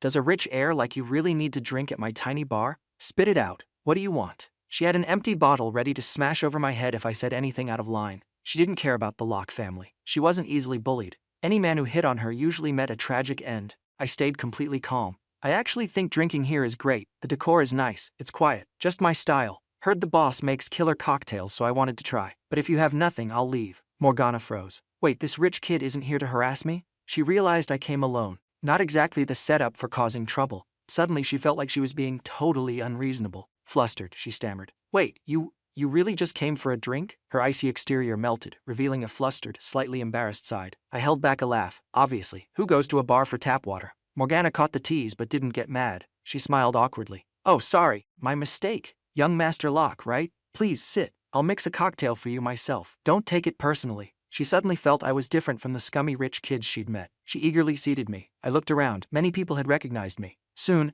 Morgana slid a pale blue cocktail toward me. I took a sip. Delicious. The boss's skills are top-notch. Morgana felt a surge of pride. He really did just come to drink. Her impression of me quietly shifted. Even though I was marked as the villain, she wasn't about to fall in love instantly. Suddenly the bar doors were kicked open. A group of drunk, rowdy men stumbled in. A guy with a blonde mohawk yelled, "Boss lady, get us cold beers." Morgana frowned. She didn't hate customers, but drunks were trouble. She turned to get the beers, but Mohawk suddenly grabbed her wrist. "Damn, your hands are soft. Come party with me tonight, gorgeous. I got cash." Morgana snatched her hand back, furious. But before she could explode, I grabbed a beer bottle, walked over, and smashed it directly over Mohawk's head. Crash! The crowd, originally just watching the drama, looked on with wicked satisfaction. They weren't worried about me. They pitied the thugs. These idiots really messed with Tristan Locke. They are so dead. The whole bar whispered, assuming I did it to protect Morgana. Morgana thought the same. Since I hadn't done anything creepy to her, she didn't believe I was just there for a drink anymore. Seeing me teach these punks a lesson for her, the way she looked at me changed. She wanted to see how I'd handle it. Bruno and Tyson immediately rushed in, unleashing a flurry of punches that left the thugs bruised and battered. I ordered coldly, "Throw them far away. Don't let them ruin the boss's business." I knew if Damien was here, Morgana would have said, "Thank you, little brother. I don't know how to repay you." Damien would play the gentleman, ask for a drink, and Morgana would be hooked, inviting him to a dark corner booth. In the novel, she even took off her heels and played footsie with him under the table. Right now, Morgana bit her red lips and said softly, "Thank you, young Master Locke. Drinks are on me tonight to show my gratitude." Knowing this was the perfect opening for business, I replied, "No need for the free drinks. I'm actually here to discuss a business deal with you." Morgana's smile vanished. She knew I wasn't simple. Her guard went up instantly. "A deal? What kind of deal?" I didn't beat around the bush. "I want to buy this bar. What do you say?" Morgana was stunned. She loved her bar, but she loved money more. If she got a massive payout, she could retire peacefully. Years of running the bar had exhausted her, but nobody had ever offered to buy the bar. They usually tried to buy her. "Oh, really?" she asked cautiously. "How much is young Master Locke offering?" If I lowballed her, she'd flip the table. My next words blew her mind. 10 million. Those two words left Morgana speechless. The hostility in her eyes evaporated, replaced by intense friendliness. She never expected the heavens to drop a massive pie right into her lap. 10 million was astronomically higher than the bar's actual value. If this went through, she'd be a multi-millionaire overnight. Plus, I had just helped her without demanding anything. She was already grateful. Now I was giving her the deal of a lifetime. But Morgana wasn't completely blinded by greed. She reeled in her smile. 10 million? Are you joking? This bar isn't worth anywhere near that. You definitely have other conditions, right? I nodded seriously. Yes, I do have one other condition. Morgana instantly thought, aha, I knew it. He wants me, doesn't he? Good thing she didn't say it out loud, or I would have just walked out. What condition? She asked. I kept a straight face. The condition is, for 1 full year after this transaction, only you are allowed to use this money. You cannot lend it out or invest it. Deal? Morgana stared at me, bewildered. She was overjoyed. That's it? I nodded. This completely severed Damien's route to making money off this bar. The chances of him finding another bar were basically zero since the system specifically pointed him here. Let's sign the contract. I snapped my fingers.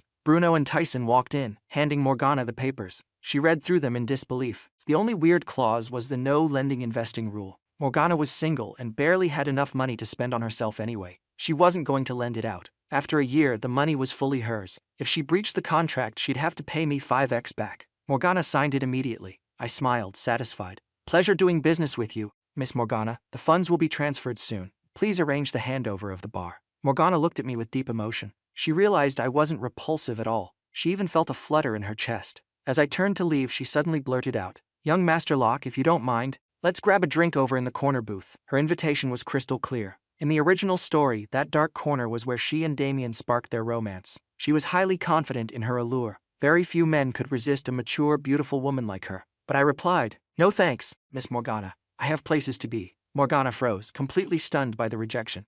She stood completely still until I walked out the door without looking back. She felt a flash of anger. What is with this guy? Am I completely unattractive to him? She remembered how defensive she was when I first walked in, assuming I was a creep. Turns out, I had absolutely zero interest in her. The embarrassment stung, and her eyes got a little red. It was the first time she had been so blatantly ignored. She swore to herself she'd win back her pride. As for me, I left the bar totally chill, not giving Morgana a second thought. Buying the bar was just one step in suppressing the protagonist. There was a lot more to do. Damien's system was wildly overpowered. Giving him endless opportunities meant he only needed to succeed once to become a tycoon. My next target, Crystal Snow. I knew she and Damien were currently developing the indie game that would make him a fortune. I couldn't let him have that either. Damien wasn't backing down. As the protagonist, he was plotting his epic comeback. "Tristan, just wait," he muttered with determination. "I will surpass you soon." His system quickly issued a new quest, related to the Mirage bar I had just bought. Damien grinned, knowing the system made success a guarantee.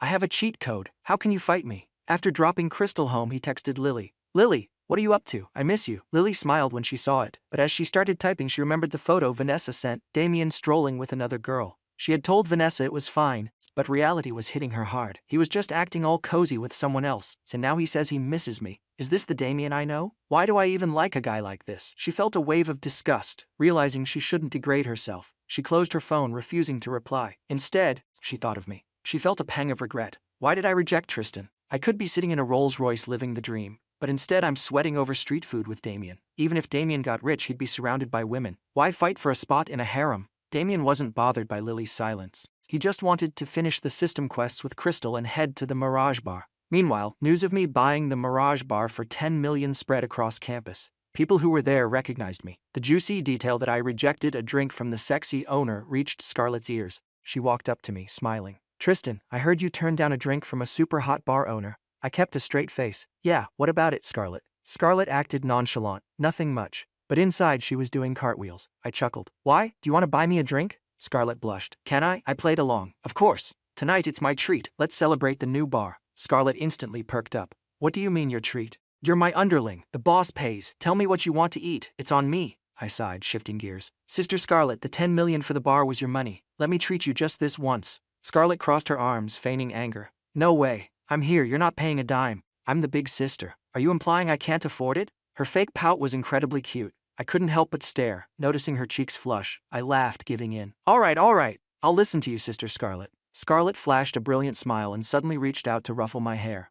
Good boy. Just follow me, I won't let you suffer. She looked overjoyed. It felt like we had leveled up our relationship. Back to Lily. She was an emotional wreck. She remembered everything I did for her and wondered what I was doing right now. When she heard I bought the Mirage Bar for 10 million, she was shocked. Could it be he did it for me? Because everything I used to do revolved around her, she eagerly anticipated my next grand gesture. She refused to believe I was really over her, assuming Scarlett and I were just putting on a show. She was drowning in regret, suddenly realizing I was a total catch. Rich, handsome, and devoted. Any other girl would have locked me down ages ago. At the Mirage Bar, Morgana was still stewing over my rejection. Standing in front of a mirror, she questioned her own appeal. Despite being 30, she was stunning. This only made her more curious about me. She concluded, I must be a pure rich kid, uncorrupted by typical playboy habits. A few days later, Damien finished his tasks and headed to the Mirage Bar to do his system quest. On the way, he heard I dropped 10 million on the place. He couldn't believe it. He must have been seduced by the boss. He assumed I wouldn't waste money for nothing.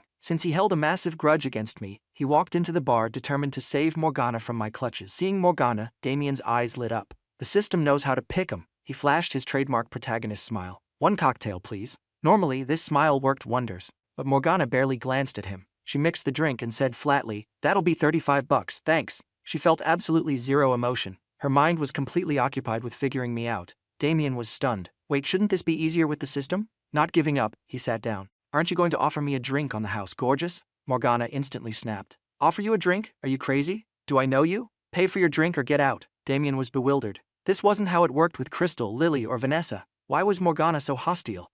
Assuming she was still the owner, he thought I hadn't fully acquired the bar yet. He assumed my 10 million offer included buying Morgana herself, which she obviously rejected. Damien decided to bust out his ultimate move, 30,000 a month to rent the place. He smiled brightly. Wait, beautiful, hear me out. You'll want to buy me that drink once I'm done. Morgana lost whatever patience she had left. She glared at him. Did you hear me? Get the hell out, or I'm calling security. She had no time for a guy who couldn't even afford a $35 cocktail trying to hustle her. Damien panicked and dropped the act. Look, I have a business proposal. Rent me the bar for a month and I guarantee I'll double your profits. He was confident she couldn't resist, but Morgana just thought he was mentally ill. Rent her bar to a total stranger? She flagged down her bouncers. Two massive guys approached to drag Damien out. Hey, what are you doing? Damien yelled. Don't you trust me? I promise I'll. Damien struggled, managing to knock back the two bouncers. He straightened his jacket, thinking he looked pretty badass. But Morgana just viewed him as a public nuisance. Right at that moment, she spotted me walking in. Young Master Locke, she called out, surprised. Are you here to take over the bar? The bar was technically already mine, but she wanted to stay and run it for a bit longer. Damien whipped around, his eyes shooting daggers at me. He was convinced I was threatening her. As a righteous protagonist, he decided to enact justice. He lunged at me, aiming a kick, but before his foot even got close, Tyson intercepted and launched him backward. I calmly looked at Damien on the floor, then asked Morgana, so boss, feeling a bit attached to the place? Before she could answer, Damien scrambled up and charged me again. I stood perfectly still, watching him faceplant. I didn't even flinch. I turned back to Morgana. Well, do you miss it? Morgana smiled warmly. Of course, you paid a premium. I am completely on board. Thank you so much, you're literally my savior. Her respectful attitude left Damien absolutely flabbergasted. He almost coughed up blood. What? Isn't Morgana supposed to be part of my harem? System, what's going on? Am I getting cucked? Heartbroken. Damien glared at me, chatting happily with Morgana. Unable to take it, he yelled, Morgana, don't be afraid. I'll protect you. Morgana looked at him like he had two heads. Afraid? Why would I be afraid of young Master Locke? Damien ignored her and glared at me. Tristan, if you have a problem, come at me. Leave Morgana alone. He felt incredibly heroic. But to Morgana he just looked like an absolute clown. Are you not being blackmailed by him? Damien asked, shocked. Morgana looked at him with pure disdain. Blackmail? He just gave me 10 million for the bar. I can't thank him enough. You're the one causing trouble. She turned to me, voice softening. Young Master Locke, do you know this guy? I replied lazily. Yeah, goes to my school. We've got some beef. Damien realized the situation was going south and prepared to bolt. But right then a girl with long black hair walked in. It was Lily Vance. Everyone froze. She was clearly there to see what the deal was with the bar, secretly hoping I had prepared a romantic surprise for her. She was stunned to see me and Damien in the same room. I felt nothing, but Damien was overjoyed, thinking Lily was his backup. He walked toward her, reaching for her hand while glaring at me to provoke me, but Lily smoothly dodged his hand. Damien froze, his face a mask of utter confusion. Lily, what's wrong? She replied coldly. We aren't that close, Damien. That sentence struck Damien like lightning. He turned to stone. Watching this play out, I chuckled and said to Morgana, Miss Morgana, if you want to keep running the place, go ahead. I'll pay you a salary. Hearing this, Lily was stunned and her face fell with disappointment. Suddenly, the unexpected happened. Lily stepped forward and reached out to hold my hand, but I smoothly dodged her, too. Just then, a fiery red supercar roared up to the entrance. A redhead with an aura of absolute dominance stepped out, leaving everyone in awe. Tristan is on another level, another top-tier beauty. I saw Scarlett and smiled. This was the ultimate slap in the face for Damien. All his hopes were crushed. The scene was straight out of a sitcom. Damien tried to hold Lily's hand and got dodged. Lily tried to hold my hand and got dodged. Then Scarlett showed up. Damien stared at Scarlett, drooling slightly. Despite the flash car, she was just as stunning as Lily and Crystal. Lily, furious at seeing me with yet another gorgeous girl, yelled, Tristan, you say you like me, but you're flirting with other girls. You're disgusting. Damien, fueled by jealousy and his hero complex, decided to try his luck again. He approached Scarlett with his signature smile. Hello, I'm Damien Stone. Can I get to know you? Bam! Before he could finish, Bruno rushed forward and punched Damien into next week. I gave the signal, and Bruno and Tyson proceeded to beat him to a pulp until he couldn't even twitch. Scarlett looked at Damien with pure disgust. You're polluting his bar. I was furious too. This Gary Stu had the audacity to hit on Scarlett right in front of me. Lily, watching the whole thing, lost her mind. This guy just tried to hold my hand and now he's hitting on another girl right in front of me? Absolutely vile. She finally saw Damien for what he was and couldn't believe she had ever simped for a guy like that. Morgana watched the beatdown and severely downgraded her opinion of Damien. Where does his overconfidence even come from? She lost all interest in him, regardless of his potential. Damien tried to hype himself up. I have a system. I'm supposed to save beauties from villains. He genuinely believed he was the good guy. I just wanted to make sure Scarlett didn't get scammed. Both Lily and Morgana completely cut Damien off in their minds, but seeing me leave hand in hand with Scarlett, both women felt a complex mix of emotions. Does Tristan actually love Scarlett? Lily wondered bitterly. That redhead gets way more attention from him than I do, Morgana thought with a sigh. Damien, seeing an opening, tried to launch a surprise spinning kick to clear the crowd. He jumped up but landed looking like a messy, bruised disaster. He told himself these trials were just the heavens testing him, swearing to fight me to the end. But my complete apathy toward him drove him insane. He was coughing up metaphorical blood. Morgana shouted, "Throw this trash out! What a mess!" She was utterly disgusted.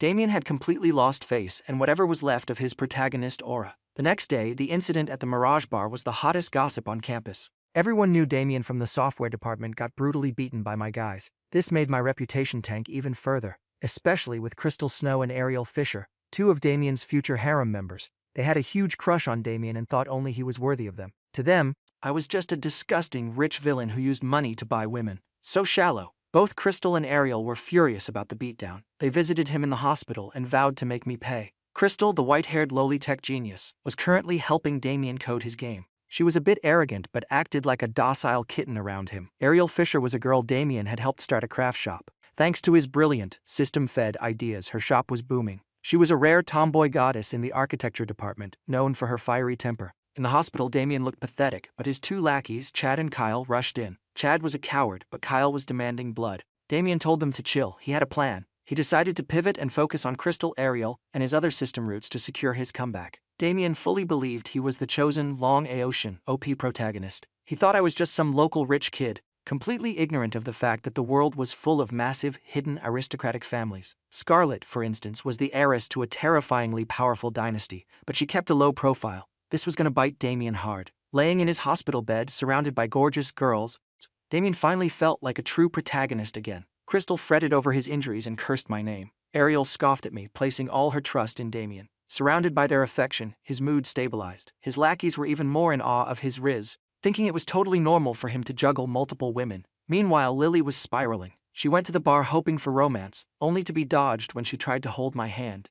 She began to seriously doubt if I was truly over her. Morgana continued running the bar for me. Even though she could leave, she stayed, hoping to see me again and figure out my relationship with the redhead. The next day, I took Scarlett to Angel's Net, the most luxurious internet cafe in the city. Sitting down, I was slightly thrown off. The games here were completely different from my old world. Playing a PC game suddenly made me nostalgic, but it also cemented how much potential I had here. "Hey Tristan, let's play Divine Gunner today. I'm a pro at this," Scarlett cheered enthusiastically. I was surprised. I knew she was a closet gamer, but her hype was next level. Mostly, she was just happy to be gaming with me. The game was basically a stripped-down version of CS:GO. I adapted instantly. I was landing headshots left and right, leaving Scarlett in awe. She was the type of player who lacked skill but loved bossing people around, screaming for me to carry her. We played until 9 p.m. Scarlett was buzzing with adrenaline, talking non-stop on the ride home. Suddenly I asked, "Scarlett, your birthday is coming up, right?" She blushed fiercely, clearly caught off guard. She tried to act cool. "Yeah, in about half a month." "Why?" But her eyes sparkled with joy. "I just wanted to confirm the timeline." "Just checking," I smiled, secretly plotting a massive surprise for her. A girl this awesome deserved the best. Back home, Scarlett flopped onto her bed, giddy with excitement. After 3 years of secret pining, she finally saw a sliver of hope. But her phone buzzed. A text from Marcus. "Hey Scarlett, birthday's coming up. I'm flying to Cloud City to see you. Be a good girl and wait for me. Don't be shy, I'm your future boyfriend. We'll have lots of fun. Wear those black stockings I like." Scarlett's face went ice cold. "Screw off." She tossed the phone away. Even though the Sterling family was stronger than Marcus's family, they needed some resources from them, so she couldn't completely burn the bridge. The text ruined her mood, but seeing my name pinned at the top of her chat list brought her smile back. She decided to deal with Marcus when the time came. I actually knew about Marcus. In the original plot, he showed up at her birthday to cause a minor scene. To me, he was a total non-threat, just a stepping stone for my grand plan. But I had forgotten something important. Lily Vance had signed a 3-year unconditional contract with me. I needed her to work as a promoter for the bar. Sitting on the couch, my mind drifted to another one of Damien's girls, Chloe. She lived in my neighborhood. In the novel, she helped Damien rise up, but I couldn't understand how a mega-rich heiress like her was won over by a literal street pancake. Meanwhile, Lily was sitting on her bed, replaying the moment I dodged her hand. She felt so wronged. Does he really not like me anymore? Suddenly, her phone lit up. A text from me. Her face instantly glowed. "Lily, are you free right now? I need to see you for some business." Her eyes sparkled. "He needs to see me. He definitely wants to apologize, or ask to get back together." I knew it. He couldn't just give up on me. She considered ignoring me to punish me, but panicked, fearing I might actually walk away for good if she pushed too hard. She quickly replied, "Of course I'm free, Tristan. Come over, I'll wait downstairs." Sending the text, she cheered internally. "Yes, Tristan is finally coming back to me. I have to cherish him this time." She grabbed her makeup bag, determined to look flawless. Even if it was just outside her dorm, she wanted to look perfect. She even dug out her black fishnet stockings. Seeing her suddenly so energetic, her roommates were curious. "Lily, are you going to visit Damien, wearing black stockings too?" Lily instantly snapped back. "Damien? Don't mention his name. We have absolutely nothing to do with each other." Thinking of Damien made her sick. She heard he was in the hospital being visited by a bunch of girls from other departments. Are they blind? He's a two-timing jerk. She was finally awake. Whoever wanted him could have him. She wasn't wearing a green hat for anyone. She finished her makeup and sprinted downstairs. Seeing her, I was mildly impressed. I had to admit, Lily was top tier. Long black hair, flawless figure, and her long legs clad in black stockings paired with black ballet flats, a crisp white blouse, and a dark blue pleated skirt. She looked like the ultimate innocent yet seductive campus goddess. Before I could speak, she took a deep breath, tucked her hair behind her ear and blushed. "Tristan, you came to see me?" I replied calmly. "I have a favor to ask you." Lily was secretly thrilled. "What is it?" I kept it strictly business. "You know I just bought a bar, but business could be better. I want you to help promote it." She froze. "Me, promote it? I don't know how." I pulled out a simple poster mock-up. "It's easy, just dress up a bit like this and stand at the entrance. I'll have a sign made with a picture of you on a poster. You just need to occasionally show up and have a drink with the customers. Don't worry, it's totally legit. Hearing this, Lily was stunned. Her face flushed, but this time with pure anger. Tristan, you want me to dress like that? The poster showed her in a sexy Playboy bunny outfit. Even though she liked looking pretty and occasionally dressed a bit sexy, she couldn't accept this. Standing at a bar door to lure customers? What did he take her for? She suddenly thought this was my twisted way of getting revenge. Because I couldn't have her, I wanted to humiliate her. She thought of Damien. He would never make her do this. Little did she know, in the original plot Damien made her wear all sorts of outfits, and she did it willingly because she loved him. But right now she flat out refused. Sorry Tristan, I can't do this, it's too much. The tiny bit of goodwill she had rebuilt for me vanished. I made my objective clear. Don't worry, you won't be doing it for free. I'll pay you a salary. We'll sign a contract, it's up to you. Hearing the word salaries, her eyes lit up. Ever since I cut off her funding, her life had nosedived. She wanted to run for class president, but lacked the funds to bribe people. From eating premium seafood she was down to cheap cafeteria meals. As a foodie, she was going crazy. How much are you going to pay me? She asked eagerly, terrified I'd change my mind.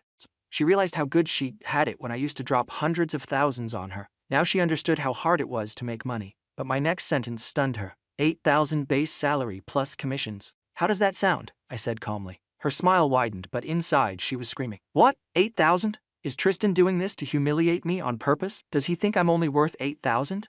She remembered the tens of thousands I used to spend on a single designer bag for her. Now, I was giving Scarlett a supercar, but only offering her a measly 8,000 a month. Tristan, isn't 8,000 plus commission a bit low? Can you do 20,000? She asked, gathering all her courage. She thought 20,000 was the bare minimum. 8,000 wouldn't even buy her half a luxury bag. My response pushed her deeper into despair. Lily, 8,000 base plus commission is not low. Every time you have a drink with a customer, I'll pay you an extra 1,000. The contract only requires you to show up at least 4 times a month, so the absolute minimum you'll make is 12,000. I sounded completely genuine, but it only made her want to cry more. I used to lend her 100 grand without blinking. Now I was haggling over thousands. The contrast was unbearable. But she didn't dare get mad. She knew if she threw a tantrum I'd cut her out of my life completely. Can I think about it? She asked softly. Of course, I replied casually. Text me when you decide. My absolute indifference broke her heart. From a potential billionaire's wife, she was reduced to an 8,000 a month employee. She felt so pathetic. Full of grievance, she went back to her dorm. Unable to hold it in, she complained to her roommates. To her shock, her roommates' eyes lit up like lasers. Are you serious, Lily? Young Master Locke is offering 8,000 base salary just to dress up and promote. Ask him if he's hiring more. I want in, a cute short-haired girl yelled excitedly. Add me to the 8,000 base plus commission list. Another chimed in. That's amazing, Lily. You're only a freshman and you found a job paying over 10K. My brother graduated 3 years ago and only makes 6,000. Yeah, said another. My sister has been working for 7 years and just hit 8,000. Once you're in the real world, you realize how hard it is to make money. Lily, who had intended to vent, was met with pure envy. She was left with a giant question mark over her head. Wait, is 8,000 base salary actually a lot? Having never worked a day in her life, she had no concept of money's value. But after 3 years of me spoiling her with luxury meals and 50K bags, her reality was warped. Now that she lost her VIP ATM, she was finally seeing the real world. This actually balanced out her feelings. She realized I wasn't treating her terribly. 8,000 was good. Plus, working under Tristan meant more contact. Who knows, maybe she could win me back. Feeling optimistic, she texted. Okay, I agree. Let's sign the contract. I received the text and didn't feel much. It saved me the hassle of finding someone else. But the news that Lily Vance was going to work at the Mirage Bar in a bunny suit quickly reached Damien's ears. He went absolutely ballistic. What? Lily is working at Tristan's bar? In a bunny suit? No, absolutely not. Tristan, you're dead meat. Damien was furious. To him, Lily wearing a bunny suit for other men was no different than giving him a massive green hat. He was convinced I was using dirty tricks or blackmail to force her into this. He felt a burning need to play the savior. Despite his unhealed wounds, Damien forcibly discharged himself from the hospital. Meanwhile, after finalizing things with Lily and checking in with Scarlett, I began plotting against another female lead, Veronica Frost. She was a young CEO and one of the board members of the university. In the original plot, her car gets a flat tire and Damien conveniently passes by and fixes it for her,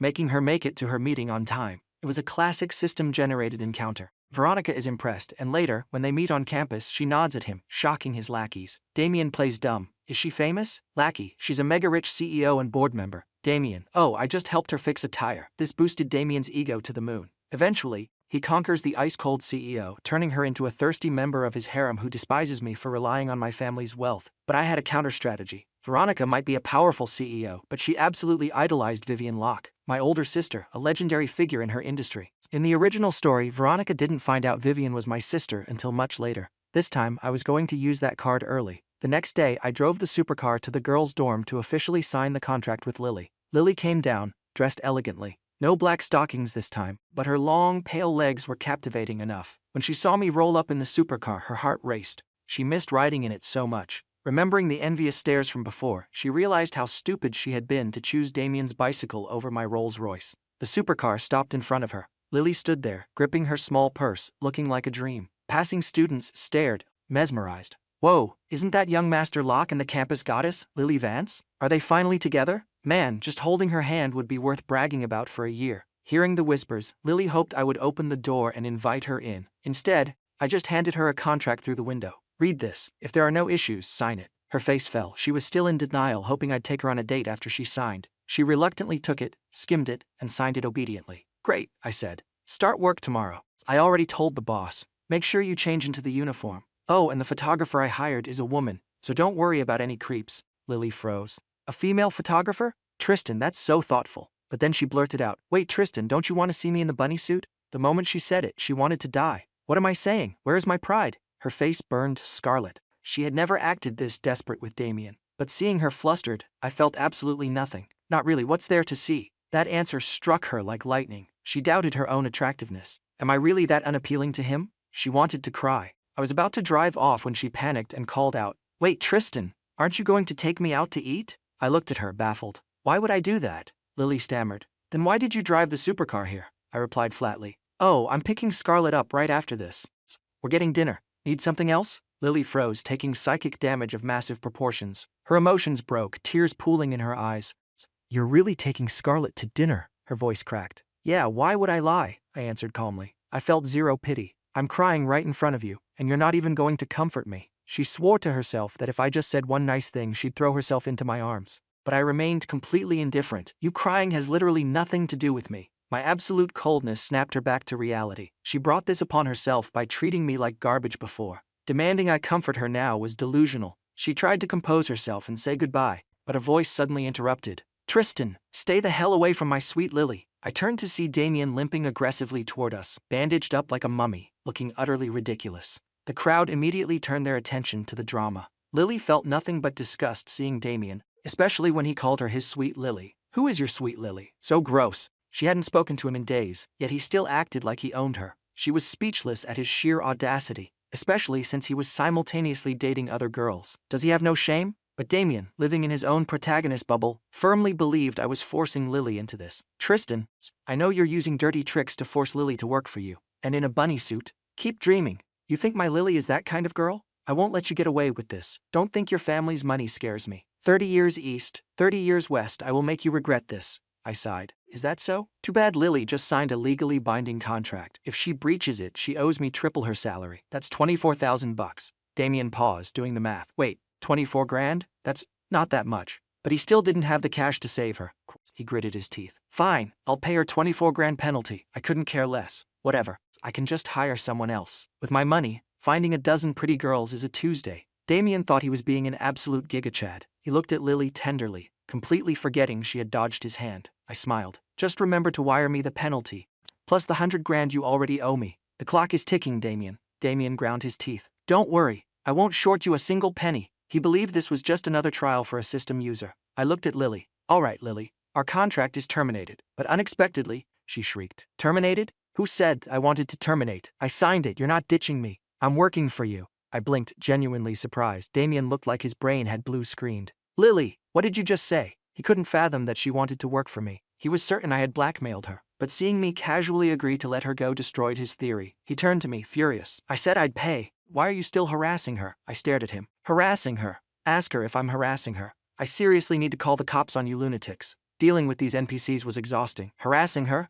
Ask her, I repeated, mocking him. Damien couldn't handle the fact that a villain like me was acting more reasonable than him, the chosen one. Lily was sick of Damien's lectures too. Even though she wasn't madly in love with me yet, I was light years better than Damien. I was polite, gave her a job, and even hired a female photographer. Damien, on the other hand, called her my Lily while actively dating someone else, and tried to grab her in public. She looked at Damien with pure ice in her eyes. Damien, what exactly are you? Even if you become a billionaire one day, The way you juggle multiple women makes me sick. I'd rather have nothing to do with you. She turned and walked toward the passenger side of my car, intending to get in. Damien watched, devastated. He imagined me giving him a smug, villainous smirk as I put my arm around Lily's bare shoulders, with her not resisting at all. For a harem-seeking protagonist, this was the ultimate nightmare. He clenched his fists, enraged that his first conquest was failing so miserably. But what shocked him even more was when Lily reached for the door handle. I locked it. "What are you doing?" I asked. Lily looked pitiful. "Tristan, I just wanted a ride to the bar. Is that not allowed?"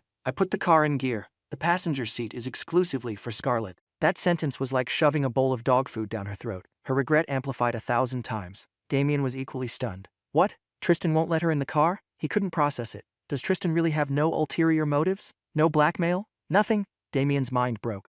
Lily is so beautiful. He chased her for 3 years. How can he just let go? But Damien quickly spun it into a positive. Good. If Tristan doesn't want her, I'll win her back. He regained his confidence and said respectfully, "Lily, don't worry. With me around, no one will bully you. Follow me and I'll protect you for life." Lily was absolutely speechless. Is he brain damaged? At this point, uttering those cheesy lines was just pathetic. She replied coldly, "No thanks, I don't need your protection. Even if Tristan won't let me in his car, I'm still not going anywhere with you. Please stay away from me." Her brutal rejection hit Damien like a truck. The world turned gray. He stood frozen, unable to understand what he did wrong. Why is she pushing me away? The system was entirely useless here. Suddenly, a loud, energetic voice echoed, "Damien, what's wrong?" Damien looked up and instantly smiled. It was Ariel Fisher, another female lead. She had long, silky black hair, pale skin, and rocked a JK skirt with long black socks. Unlike Lily's pure vibe, Ariel was a fiery tomboy who often forgot she was a girl.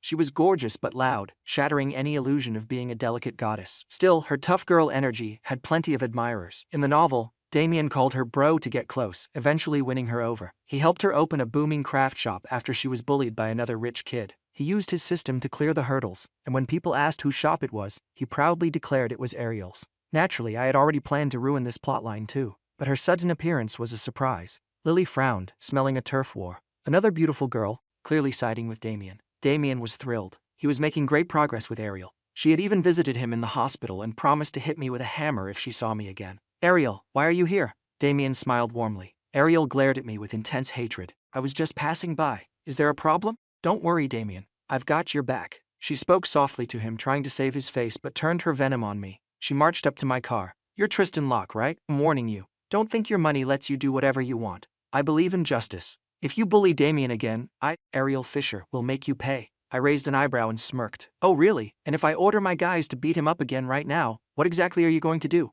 Ariel shook with rage. "I'll call the cops and have you arrested." I shrugged lazily. "Cool, call them, let them arrest me." Ariel ground her teeth, thinking I was unbearably arrogant. Rich kids are all scum. Only Damien is a real man. If they knew how talented he was, they'd be terrified. She knew Damien had a creative team, thanks to the system, and idolized him for it. "Don't get too cocky," she snapped.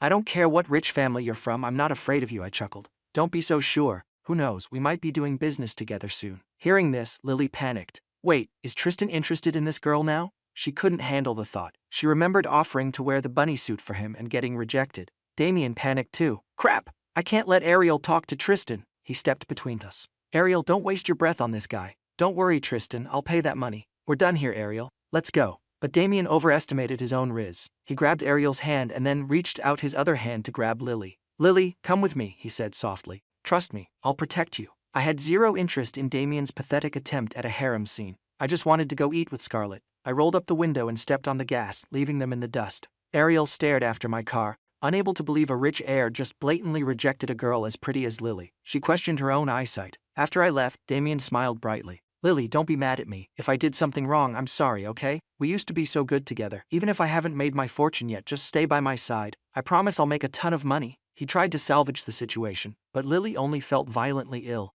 holding Ariel's hand with his right, trying to pull her with his left. Unless she was clinically insane, there was no way she was agreeing to be his side piece. Damien didn't realize that his little stunt also shocked Ariel. Seeing him invite Lily while holding her hand, Ariel looked down at her hand trapped in his and suddenly felt deeply uncomfortable. Her mind was a mess. She didn't know what she was doing anymore. Lily didn't even want to waste breath on him. Speaking to him felt degrading. She turned around and marched it away. "Lily, where are you going?" Damien called out, his eyes full of reluctance.